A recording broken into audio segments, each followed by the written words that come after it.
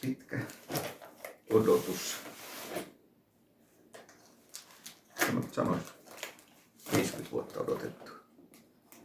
Ensimmäinen oma levy on saapunut. Tää ainakin laatikko. Joo. Jännittää. Tosta valitaan ja siinä se on. Hienot kannet edestä.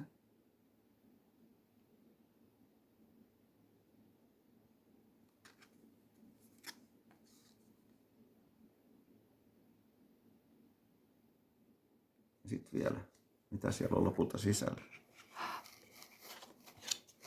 Wow.